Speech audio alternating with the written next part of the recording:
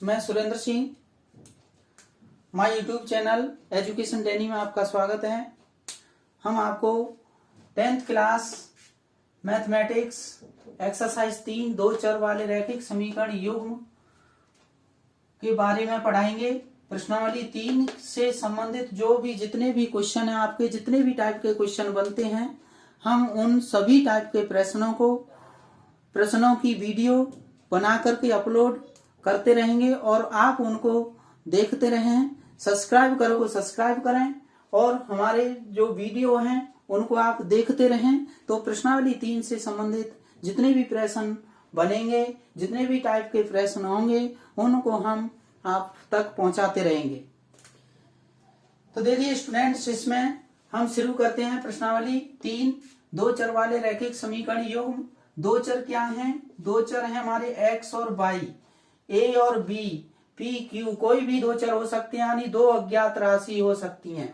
दो अज्ञात राशियां हो सकती हैं, कोई भी दो अज्ञात राशियां हो सकती हैं जिनको हमें ज्ञात करना होता है। रैखिक होता है लाइनियर, रैखिक होता है एक ऐसे रेखा सीधी, ये लाइन है, क्या है? रैखिक है। ये कैसी है? लाइनियर है। तो रैखिक है इस प्रकार से एक सीधी रेखा। ऐसे समीकरण जिनमें दोनों चरों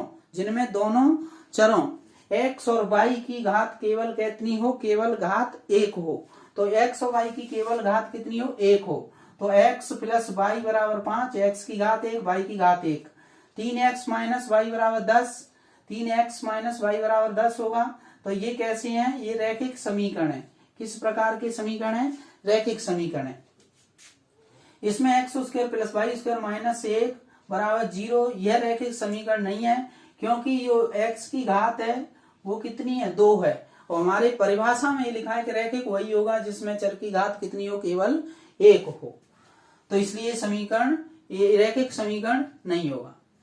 तो ये समीकरण क्या होता है? देखिए, समीकरण वह है कि बहुपद में क्या लगा दें हम? बराबर का चिन्ह लगा दें। बहुपद में बराबर का चिन्ह लगाने से वह समीकरण बन जाता है। मान लीजिए ये इतना बहुपद है, दो चर का बहुपद है x प्लस 2y। अगर हम इसमें x प्लस 2y दो चर का बहुपद है, अगर हम इसमें बराबर का चिन्ह लगा दें तो इसका जो रूप बनेगा वो हमारा क्या कहलाएगा? समीकरण कहलाएगा। x बराबर 5 एक चर का रैखिक समीकरण है, y बराबर 3 एक चर का रैखिक समीकरण है, x माइनस 7y बराबर माइनस 4 दो चर का रैखिक समीकरण है। अब देखिए युग्म क्या होता है? युग्म होते हैं जोड़े के रूप में होता है।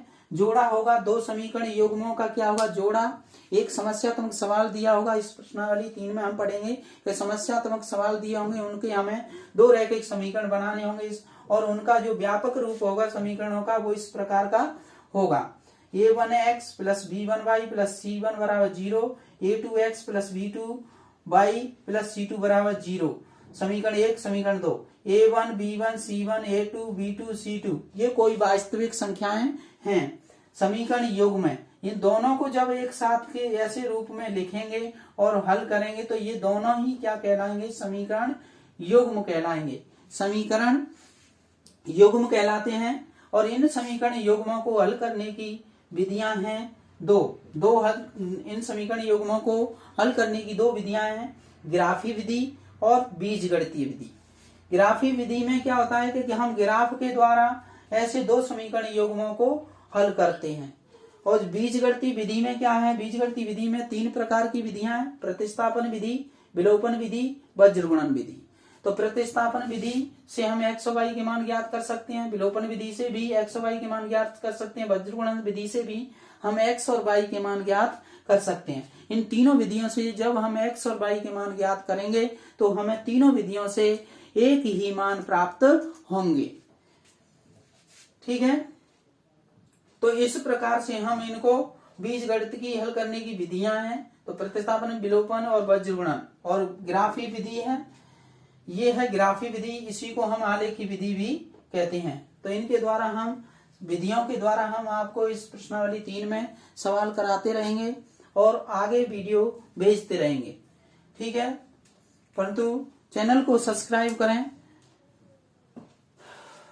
दो चर वाले रैखिक समीकरण युग्म a1x plus b1y plus c1 बराबर 0, a2x plus b2 plus c2 बराबर 0। इस प्रकार से दो समीकरण युग्म होंगे और दो समीकरण युग्मों की तीन कंडीशन बनती है, यानी तीन प्रकार के ग्राफ बनेंगे।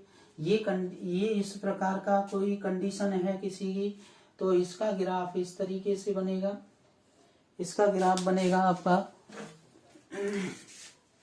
इस तरीके का होगा इसका ग्राफ। ये मान लीजिए आपका x अक्ष और ये y अक्ष है, ये x अक्ष है। तो इसमें जो ग्राफ बनेगा वो इस तरीके से रेखाएं प्रतिच्छेद करेंगी, रेखाएं क्रॉस करेंगी। दो रेखाएं होंगी, दोनों की दो रेखाएं प्रतिच्छेद करेंगी। कैसे करेंगी? दो रेखाएं कैसी होंगी? प्रतिच्छेद करेंगी। एक रेखा मान लो, एक रेखा, एक रैखिक समीकरण होगा दो, तो एक रैखिक समीकरण की ये रेखा हो गई, दूसरे रैखिक समीकरण की ये रेखा हो गई। तो दो रेखाएं एक बिंदु पर प्रतिच्छेद करेंगी। इस प्रकार की कंडीशन है ग्राफ में। तो इस प्रकार की जो कंडीशन है a1/a2 बराबर b1/b2 not is equal to c1/c2, तो इस प्रकार की कंडीशन होगी। तो इसका ग्राफ बनेगा आपका, जो ग्राफ होगा तो ग्राफ में दो रेखाएं कैसी होंगी? समांतर होंगी। किस प्रकार से होंगी? इस तरह की होंगी। दोनों रेखाएं कैसी होंगी? समांतर होंगी। रेखाएं कैसी होंगी? समांतर होंगी इस तरीके से। और रेखाएं समांतर होंगी तो इसका कोई भी बिंदु संगत नहीं होगा। इस प्रकार के ग्राफ में देखें, इसमें तो a1/a2 बराबर b1/b2 बराबर c1/c2, तो इसमें क्या है? अनेक संगत बिंदु होंगे। तो इसका जो ग्राफ बनेगा वो इस तरीके से होगा।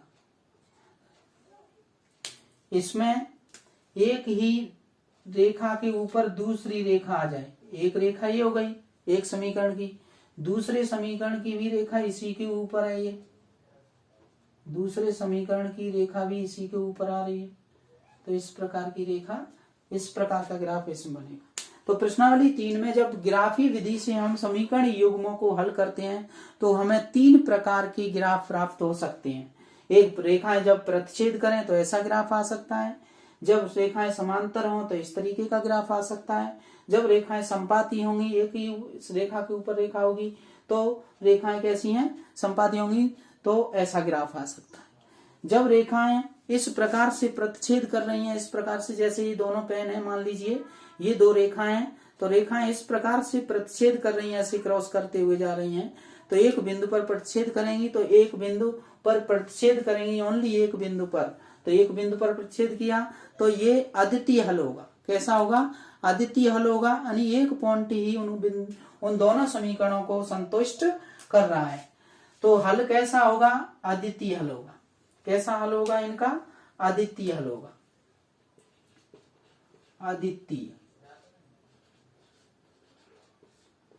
अद्वितीय हल होगा।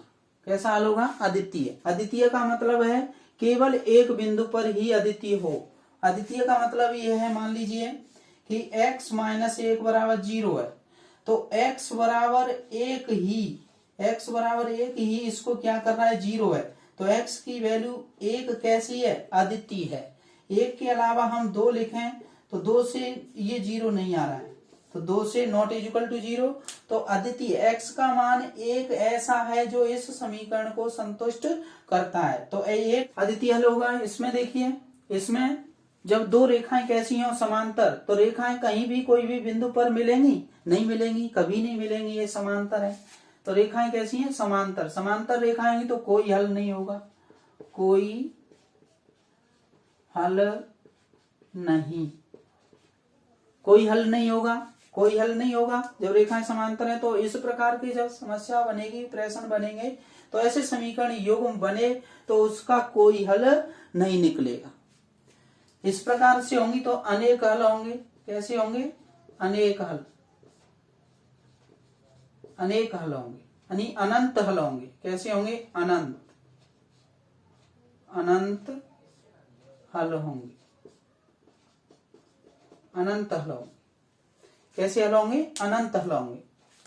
क्यों होंगे अनंत? क्योंकि रेखाएं एक दूसरे के ऊपर हैं, तो अनेक बिंदुओं पर ये प्रतिच्छेद कर रही है, अनेक बिंदुओं पर कैसे करेगी, प्रतिच्छेद। मान लीजिए एक रेखा ये है और एक रेखा ये रेखा इस रेखा के ऊपर ऐसे रखी हुई है, तो अनेक बिंदु इसके कांटेक्ट में होंगे और उनको ये प्रतिच्छेद करेगी या उन पर मिलेगी या उनकी संगतता में रहेगी, तो इसलिए इसके अनेक हल मौजूद होंगे। चलिए अब रेखाएं देखते हैं। रेखाएं कैसी हैं इसमें, प्रतिच्छेदी,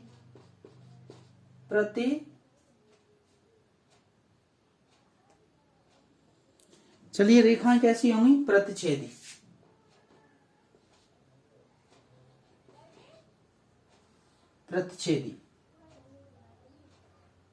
प्रतिच्छेदी होंगी रेखाएं।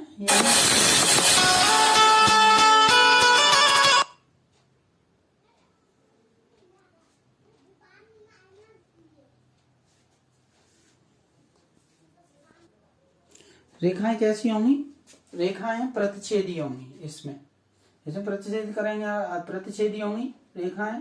इसमें रेखाएं कैसी होंगी, समांतर, कैसी होंगी, समांतर होंगी इसमें रेखाएं। इसमें रेखाएं कैसी होंगी, समपाती। समपाती का मतलब है एक ही अनेक बिंदुओं पर प्रतिच्छेद करे। समपाती का मतलब है अनेक बिंदुओं पर प्रतिच्छेद करे, समपाती, इस तरीके से। तो इस प्रकार से आप इनको याद कर सकते हैं, देख सकते हैं। तो अगर इसमें रेखाएं प्रतिच्छेद करती हैं तो कंडीशन ये होगी, और रेखाएं प्रतिच्छेद नहीं करती हैं तो कंडीशन ये होगी। अगर रेखाएं समपाती हैं तो कंडीशन ये होगी, प्रतिच्छेदी करेंगे तो A1/A2 not equal to B1/B2 not equal to C1/C2। A1/A2 जब प्रतिच्छेद करेंगे तो ये हो गई A1/A2 बराबर B1/B2 not equal to C1/C2। तो रेखाएं समांतर होंगी, ये कंडीशन होगी। कंडीशन कैसे होगी, देखिए कंडीशन इस प्रकार से होगी। मान लीजिए कोई दो समीकरण योग दे रखे हैं, x + 2y बराबर 3 दिया है, और एक दे रखा है मान लीजिए 2x + 4y बराबर 5, 6 दे रखा है। कितना दे रखा है, 6। तो इसमें हम देखें तो ये समीकरण दिया होगा, पहला समीकरण, दूसरा समीकरण। जब हम इसको इधर लाएंगे तो ये किसकी हो जाएगी, माइनस की हो जाएगी। किसकी होगी ये, माइनस की। तो -3 बराबर 0, और ये किसकी हो जाएगी, इधर आएगी तो -6 बराबर 0। इस तरीके से ये दो प्रश्न होंगे, और दो प्रश्नों में देखें हम कौन सी कंडीशन लग रही है, तो इससे तुलना करें तो A1 B1 C1। तो यहाँ A1 ये हो गया, B1 ये हो गया, C1 ये हो गया। ऐसे इसमें देखें तो A2 2 हो गया, B2 4 हो गया, C2 6 हो गया। ठीक है, अगर हम इसमें कंडीशन लगाएं कि A1/A2 बराबर कितना आ गया, तो A1 का x का गुणांक होता है A1, x का गुणांक A1, y का गुणांक B1 और C1 अचर है, तो इसमें आएगा 1/2। इसी प्रकार से निकाला है B1/B2, तो यहाँ पर आएगा 2/4, तो इसका मान होगा 1/2। इसी प्रकार निकाले C1/C2, तो बराबर 3/6, -3 - 6, तो ये आ जाएगा -3 माइनस कट जाएगा, 3 से 6 कट जाए 2 बार, तो 1/2। तो ये देखिए A1/A2 1/2, B1/B2 1/2, C1/C2 1/2। तो कंडीशन लगेगी A1/A2 बराबर B1/B2 बराबर C1/C2। इस तरीके से होगा। ठीक है, तो ये कौन सी कंडीशन लगेगी, ये समपाती वाली। तो रेखा कैसी होंगी, समपाती होंगी। जब इस प्रकार के कोई भी प्रश्न होगा, आपका समीकरण युग्म से संबंधित कोई भी प्रश्न होगा, तो हम उस प्रश्न को इस तरीके से निकाल सकते हैं, और हम कंडीशन के द्वारा यह प्राप्त कर सकते हैं कि इसका ग्राफ समपाती होगा या इस तरीके से आएगा, या इसका ग्राफ इस तरीके से आएगा, या इसका ग्राफ इस तरीके से आएगा। तो हम चेक कर सकते हैं ग्राफ बना